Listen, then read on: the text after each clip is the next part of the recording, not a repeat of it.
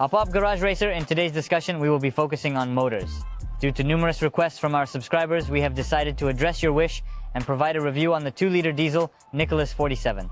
This powerful motor is equipped in the latest E-Series and F-Series vehicles. If you research information online, you may come across conflicting opinions about this motor. Some claim that it possesses unreliable chains, potential engine block malfunctions, and engine bearing issues. These concerns also troubled me until I became involved in BMW service.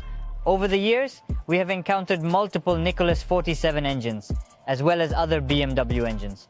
This exposure has allowed us to compare, compile statistics, and gain practical repair experience. Our real-life encounters have completely debunked all the stereotypes circulating in my mind regarding this motor.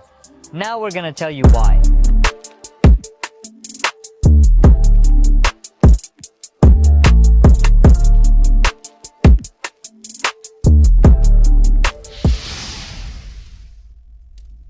So, briefly about the engine N47.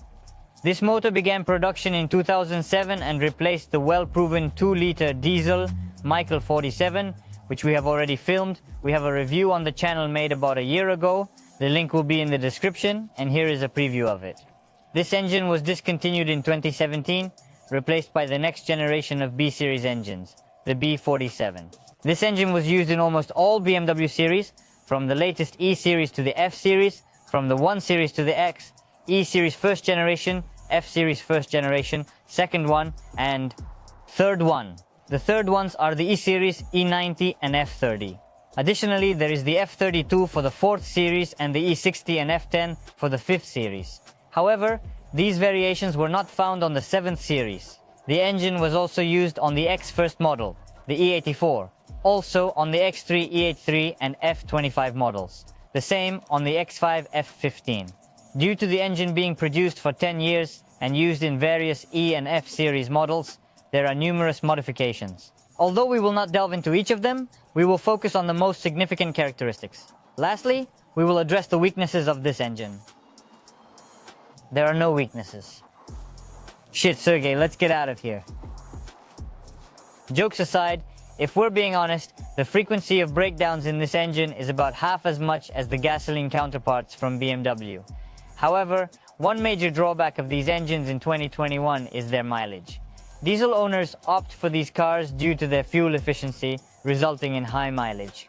It's quite rare to come across a diesel engine with less than 200,000 kilometers on the odometer.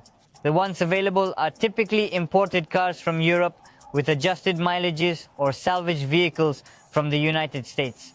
Even finding a 328D F30 with the same N47 engine is also a rarity. When it comes to reliability, a German car with a mileage of around 220 or 250,000 kilometers can be confidently compared to a US salvage car with 100,000 kilometers on the clock. Now, let's briefly delve into the technical aspects of this engine. Let's get it out now. Whoa, there's our handsome boy. Check it out. Let's start with the engine internals. Let's start with the engine block. Unlike its predecessor, the Michael 47, this one has an aluminum block with cast iron sleeves. It features a forged crankshaft and connecting rods, and it also features balancing shafts. Information from the internet suggests that sometimes aluminum can rupture between the second and third cylinders, specifically between the sleeves of those cylinders. This leads to coolant leaking into the cylinders, resulting in the need to replace either the block or the entire engine. I personally witnessed such cases. And a lot of antifreeze coming out. It was hard to believe it was through a gasket that was punctured. Here's a whole gasket here. So it's kind of intact to the antifreeze, but if you look at it like this, look at the light. Whoops. There's a flood. Well, fuck, knew we'd need engine swap no matter how. However, I was anticipating a possible puncture in the cylinder head. It seems quite clear to me. Oh well, 2 engines. A bit of bad luck. That's crazy. Have never been seen again. especially on the F series. On the F series, there go other modifications to the N47, so I don't think this problem is there. Also, one of the significant design changes is the rear engine chainstay. Unlike the Michael 47th, where the timing chains were at the front, this engine has 3 chains located at the rear. So, when replacing the chains, the transmission needs to be removed. And also, according to the BMW manual, you have to remove the engine from the car. But usually nobody does that. Also, another problem from the internet is crankshaft bearing spin. Personally, I have never experienced crankshaft bearing spin. However, there is a rumor that I've heard that crankshafts, connecting rods and pistons are in demand among disassemblers. I recall a time when we had this engine in our workshop, and the crankshaft was sold after approximately 6 months. Let me share some practical information that dispels certain misconceptions about the Nicholas 47 engine block and bearings. The Nicholas 47 engine is actually the most popular diesel engine among the latest E-Series and F-Series BMWs. It used to be the predominant choice before we started receiving many N20 engines from the United States. The Nicholas 47 engine was widely used everywhere, with thousands of these engines driving around Kyiv and other cities. Therefore, if one person experiences any liner or engine block issues, it does not significantly impact the overall statistics, since there are far more Nicholas 47 engines than any other BMW power plants. However, due to the increasing number of American cars and service considerations, the statistics for gasoline N20 engines currently surpass those for the Nicholas 47. Another myth that often gets debunked in practice is the notion that timing chains only last around 150,000 kilometers before suddenly failing. The engine can stall, and you won't be able to drive any further. While there are occasional forum posts highlighting such cases, the truth is that the majority of owners drive their cars without any timing chain issues, sometimes even unaware of the timing chain's existence. It is not uncommon to find these chains still functioning perfectly at the 200,000 or 300,000 kilometer mark when the owners eventually sell their cars. However, based on our practical experience, especially with German imported vehicles, we recommend replacing the timing chains after around 200,000, 220,000, or 250,000 kilometers. This recommendation is often supported by numerous customer cars that reach 200,000 kilometers without encountering any problems with their chains. However, it was so until we haven't come across an example of E84 with early version of the N47 with timing chain issues. Let me present you with a case example. An E-Series with approximately 120,000 kilometers. Although it was not a salvage vehicle from the US, it's either official car or was imported from Germany, where the theoretical mileage may differ. Everything seemed fine according to the car's history, and it did indeed have 120,000 kilometers on the odometer. However, the timing chain unexpectedly snapped and pierced the valve cover, causing the engine to stall. Fortunately, we were able to replace the chains and the valve cover, and the engine started without any interference between the valves and pistons.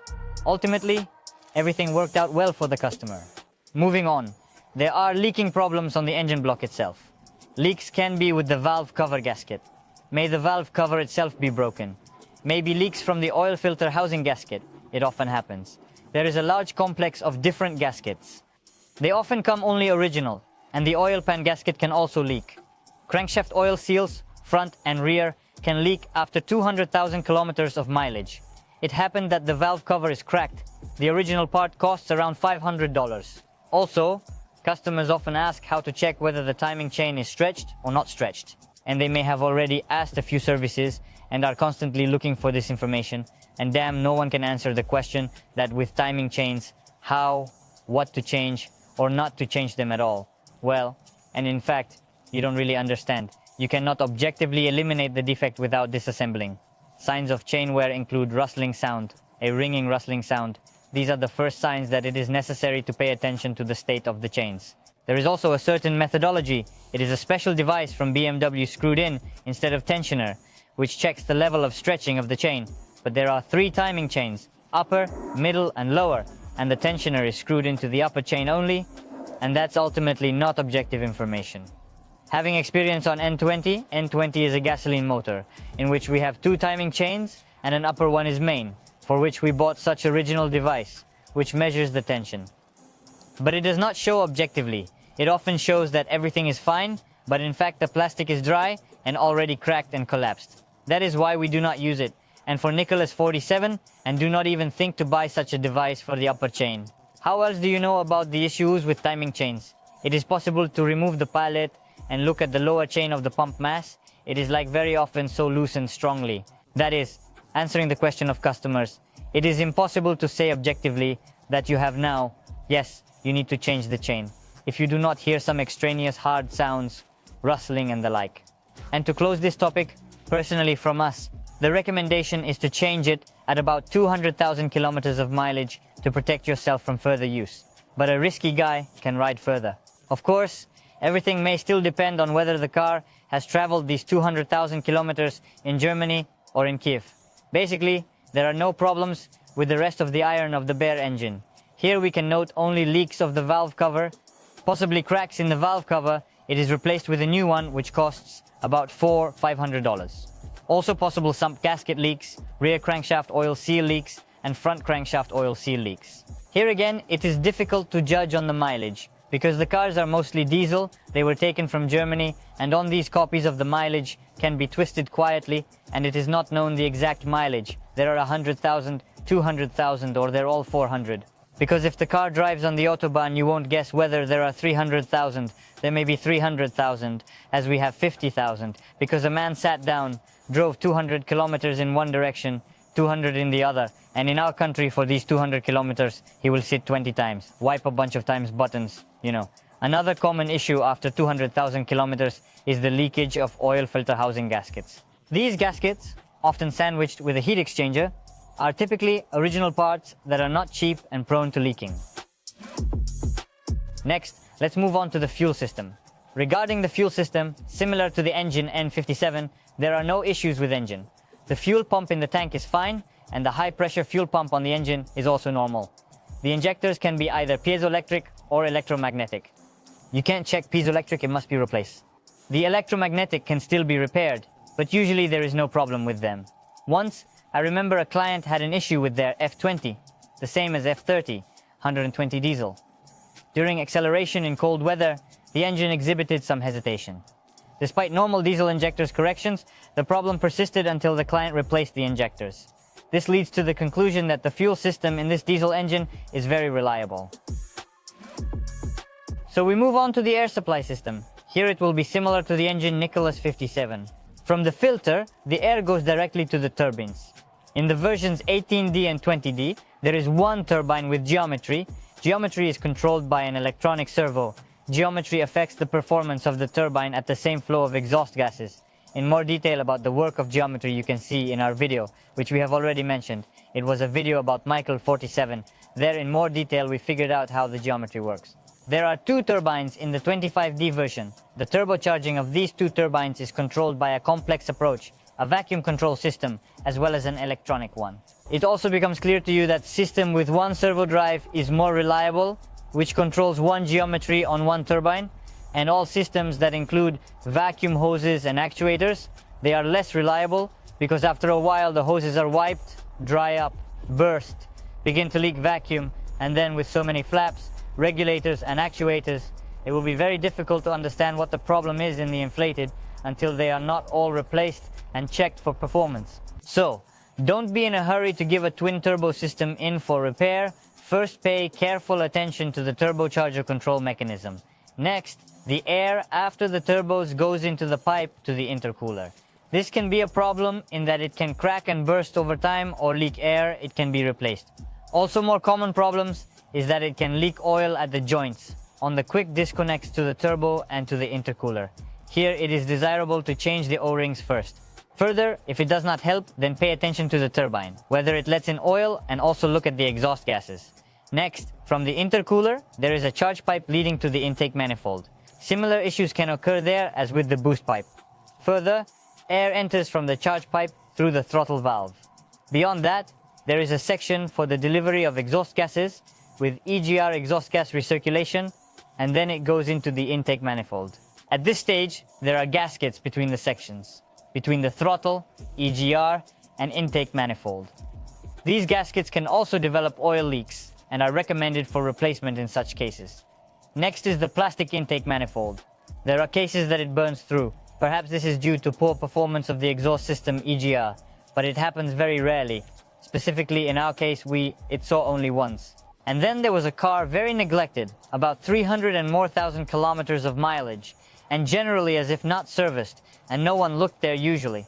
The peculiarity of the intake manifold of Nicholas 47, here in contrast to Michael 47, where there were ordinary metal swirl flaps, which sometimes flew into the engine. Here there are several different options. Sometimes the swirl flaps are separate plates, acting as gaskets. When replacing the intake manifold or removing it, these gaskets with the swirl flap are changed directly. So you're constantly updating the swirl flaps and there are no issues with them. You don't need to remove them. You can simply install new gaskets. We usually keep the original plate with swirl flaps in stock because it's a common part for replacement. Additionally, there are versions of these plates without swirl flap that come from the factory. These have a different part number. We've encountered such cases and replaced them. There were no swirl flaps at all. There's also a third version of swirl flaps for the N47 engine. In this case, the swirl flaps are directly in the intake manifold. It's a similar system to the N57, where the swirl flaps are within the intake. There are no plates, nothing changes. You just need to pull out the rod, remove the swirl flaps, and there's a plug. We usually have plugs available for this rod on the N47. In the case of engine versions where swirl flaps cannot be replaced separately, it is recommended to remove them when they have high mileage and are in poor condition. We have encountered cases where, after removing the intake manifold, we found that one of the swirl flaps was missing altogether. We simply removed them. Additionally, there is a relevant issue with the intake system, clogging of the intake manifold due to soot from the exhaust gas recirculation EGR system, and partially from oil from crankcase gases. These substances pass through the intake turbine and enter the cylinder. As a preventive measure, we recommend cleaning the intake approximately every 100,000 kilometers. Remove it, inspect the condition of the swirl flaps, and check for deposits. If necessary, replace the swirl flaps, gaskets, eliminate deposits, clean the intake manifold, and reinstall it. In addition, to address this issue of carbon buildup in the intake, you can disable the EGR. We can do this programmatically in advance or physically remove and disable it. Furthermore, in this diesel engine, there is an important EGR system that we classify as part of the intake system. It transfers a portion of the exhaust gases from the exhaust manifold to the intake through a valve. In this system, there are also issues related to the EGR valve. It can be mechanically controlled by a vacuum system or electronically. With the electronic version, problems often arise due to an internal position sensor. It tends to malfunction, providing incorrect readings, and eventually triggers an error code. There are a few solutions. You can replace it with a new original valve, analogs are available, or you can simply disable it, keeping it permanently closed. In the air intake system, there remains the crankcase ventilation valve, CVV, which is located in the valve cover. Usually, if the membrane becomes damaged after approximately 150 to 200,000 kilometers of mileage, it is recommended to replace the entire valve cover. However, if you wish to save money and conduct an experiment, you can try replacing only the membrane with a Chinese alternative. This could potentially be beneficial. Regarding the diesel particulate filter, it typically becomes clogged after approximately 180 to 200,000 kilometers of mileage, which in turn leads to back pressure related problems. To address this, you have the option to diagnose the issue and either remove and remap the filter or leave it in its current position. Now, there is an important nuance that pertains to the EGR system. If you intend to disable the EGR system through programming but still retain the diesel particulate filter, there may be a problem with rapid DPF buildup. The engine management program occasionally activates a regeneration algorithm for the particulate filter, effectively cleansing it. This regeneration algorithm sometimes runs during EGR operation. If you choose to disable the EGR system, some regeneration cycles might not occur due to the inactivity of the EGR. This could result in accelerated soot accumulation. There are also exceedingly rare variations, particularly concerning American models. The F30 328D. It has an N47 engine. There's an AdBlue system installed, which is mandatory for every car in America. Typically, this system is immediately deactivated. That means there are already some errors related to its heating, and it's also disabled programmatically along with the diesel particulate filter and EGR. Alternatively, you can disable it separately, or the owner might choose to drive in stock mode and refill AdBlue as needed. These options are also possible. Moving on, let us now focus on the ignition system. In the case of a diesel engine, we have glow plugs as well as the glow plug relay. The purpose of the glow plug system is to warm up the air inside the engine cylinders prior to starting during cold weather conditions. It operates with its own algorithms, adjusting the heating level based on the ambient air temperature. The effectiveness of this system is noticeable to car owners when the air temperature is minus 15 degrees Celsius or can be even lower.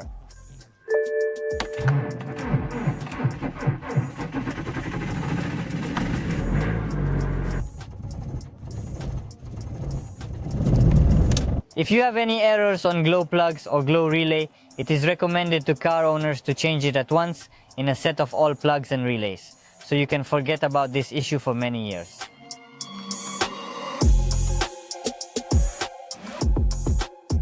Cooling system. Unlike gasoline engines, which have an electric water pump, diesel engines use a mechanical water pump.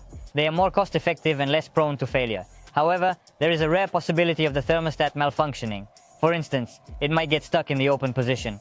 You'll notice this if you're driving at normal highway speeds, yet the heater blows cold air, indicating that the engine isn't warming up properly. This is a key difference from gasoline engines. Additionally, due to the higher efficiency of diesel engines and their lower heat output, there's less demand for keeping the front radiators meticulously clean. If your radiator gets clogged, you might not notice it as quickly as you would with a gasoline engine. Now, auxiliary equipment. The air conditioning compressor and generator don't break. There's no power steering pump. Instead, there's an electric power steering system. The pulleys are recommended for replacement every 100 to 150,000 kilometers, along with the alternator belt. The water pump can fail after 150 to 200,000 kilometers. Similar to the N57 engine, there's a torsional vibration damper here. The torsional vibration damper holds a significant position among auxiliary parts for diesel engines. However, it is a pretty costly item. The damper is composed of two metal parts with a rubber material placed in between them. This rubber is to minimize its vibrations by providing dampening between the metal pieces. As time goes by, the rubber may develop cracks, leading to the damper splitting into two sections. This can result in the dislodgement of the alternator belt, causing the loss of alternator charging and other issues. The torsional vibration damper can set you back approximately $200 to $300. Let's dive into the topic of chip tuning. On the BMW N47 engine, you can safely increase power by 20 to 30%, depending on whether your diesel particulate filter DPF has been removed or not. Typically, when discussing power upgrades, it's recommended to remove the DPF and perform both the chip tuning and EGR, exhaust gas recirculation, modifications simultaneously. This approach ensures better performance and avoids potential issues related to DPF clogging. Sometimes, even if the car has a DPF in place and there seem to be no issues with back pressure, errors related to back pressure can occur after chip tuning. In such cases, you might need to remove the DPF again, disable the EGR system, and retune the chip for higher power output. However, more commonly, chip tuning on these engines focuses on removing emissions-related components, such as the EGR system and DPF. So, let's summarize. The video turned out to be very similar to the one about Nicholas 57. By the way, here's a preview, and the link is in the description. We highly recommend watching it. There are similar thoughts, and it will be useful for you. So, the main advantages of Nicholas 47 stem from the fact that it is less thermally loaded. Because of this, all its connections are exposed to lower temperatures, dry out less quickly, and are less prone to leaks, meaning they require less maintenance. Additionally, compared to turbocharged gasoline engines in BMWs, it is simpler. It lacks systems like Valvetronic and Vanos, as well as some cheaper auxiliary components and internals. Based on experience, the components of a diesel engine inherently have more durability and are designed for higher mileage. Next from the advantages is the consumption. On this specific car, the real fuel consumption on the highway is 5 liters, and in the city it's 7 liters. This means it covers 1,400 kilometers on a single tank, which is unattainable for gasoline engines. But, as they say, there's a fly in every ointment, and it's no different here. There are two nuances. First, the fact that the diesel version of the car is initially more expensive than its gasoline counterpart. So, the 520D will cost significantly more at the same mileage compared to the 528i. Second, out of the 500 F10 models available in Ukraine, only 70 have the N47 engine. That's approximately 14%, so your choice is somewhat limited. 7% corresponds to Nicholas 57, while 14% represents Nicholas 47. All the others are gasoline engines, N20 and N55. I believe you enjoyed our video. Feel free to like it, and if you disagree, join the comment section. Share your own versions of the story, but let's avoid discussing acquaintances or that one person from the chat. 10 people will end up writing the same story. We're very interested in hearing about your personal experience and sharing ours to get a broader picture of this engine. So, hit that like button, subscribe, and we are getting down to business.